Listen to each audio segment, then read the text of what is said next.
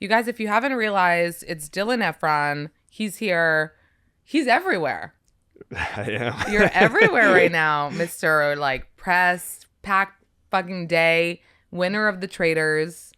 It's been fun. It's been fun. Yeah.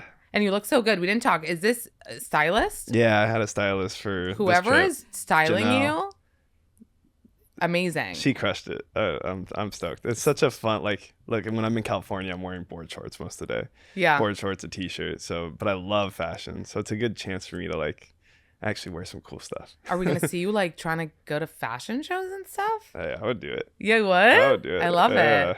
How does it feel like to be in this moment post Traitors? It's fun. It's such a bizarre thing because we filmed almost a year ago. I was going to ask. So you have a year lull where you're like, it's going to come out. Yeah, and then you forget about it. Yeah. And then it's so I knew it was special in the moment. I knew it was going to be amazing. Like just watching, like from my perspective being there, I was like, man, Bob the drag queen carries those first 4 episodes. Then Boston Rob carries the next 3. Danielle and Carolyn. So I was like, I knew what the show was going to look like. I was like, we got a good show here. You know what's so funny about you? I feel like from the beginning of the show, it looked like you fucking knew what you were doing. But like so many times you didn't. Oh, But yeah, like for something sure. about you For sure. was giving, like if I was there, I would do whatever you said because it just seemed like you were like, no, like this is what's happening. And I'd be like, okay, I'm with you. But then you were wrong. You were like, Boston Rob is 100% not a traitor, you know? Yeah, totally. Danielle is my girl to the end. Totally. Like, so many moments where I was like, wait, something about him, I would do everything he told me. But then you got it wrong a couple times. For sure. I thought Gabby was a traitor. I thought Bob H. Like I made so many mistakes, and that I really was a rookie playing these games. So when I had someone like Wes was always like, hey Dylan, like come here, like don't say that theory right now. He's like, Wes would always have my back. There's so much you don't see. He should have gotten further, right? He should have, and really that was me protecting my alliance. Like, but I was close to Boston Rob, and I wanted to make it further with him. Like I've seen him keep his people close and then cut him in the end. So like, I wanted to keep him in the game, and then Wes I knew was a faithful, really. Like but he was so dangerous. Like his goal was to get recruited. So that scared me more than Boston Rob, who was a traitor. I didn't know he was a traitor, but I was more scared of Wes because he's so cutthroat. So what did you have any strategy going in?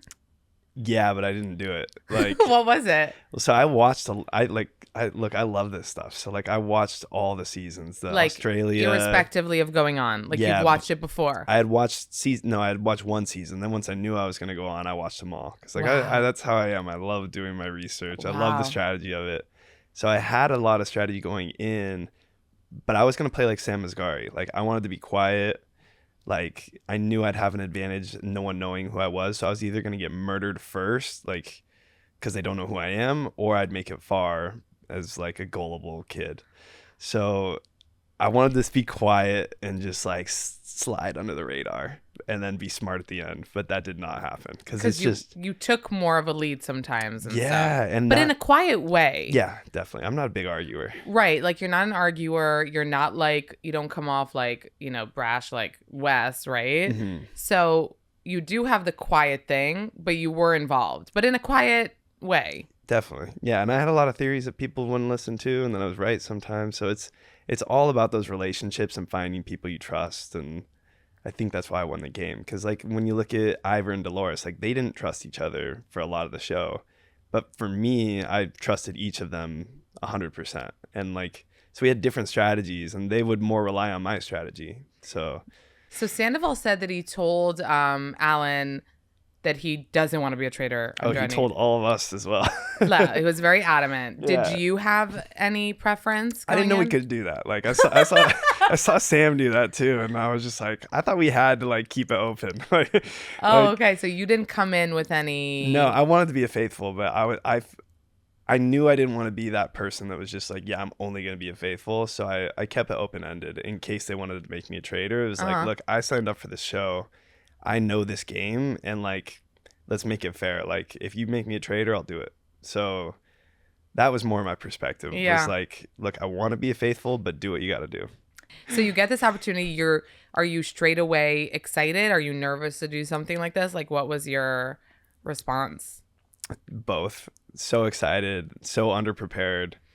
I mean, then you got prepared though. Yeah, I got prepared with the strategy, but I'm underprepared for the reality of For it the all. TV aspect. Yeah, I have no idea. Like, I've never met any of these like Bravo people. Like, I don't know how much is real versus fake. Like, And what did you feel like now that you did it? oh, it was incredible. It was so much more than I ever expected. Just because, like I said it in the reunion too, it was like I did feel like an underdog, and like everybody felt like a fish out of water there. Like, when you show up, you don't know anyone, they don't know you. But the fact that they all accepted me so quickly and like worked with me and appreciated me, it was like that was worth more than the show no one itself. would be like, and who are you? Like, you're not on reality TV. Yeah, I totally. But that's what goes on in your head. Everyone doubts themselves a little. So, yeah, it was the best experience ever. Okay, so before going on Traitors, you were doing social content. Mm-hmm. You were doing YouTube. Yep. Right? Yep. You were getting a lot of good partnerships, I saw. Sure. You were doing like a lot of... Yeah, so like I guess taking a step back, like I worked in production.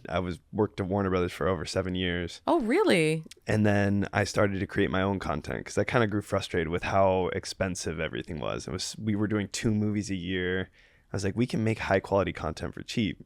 So I started running my brother's YouTube channel, started creating my own YouTube. And then that kind of led to Down to Earth. So we filmed that Netflix show, and we were just learning how to make high quality productions for cheap. So that's really what I applied to my YouTube travel series.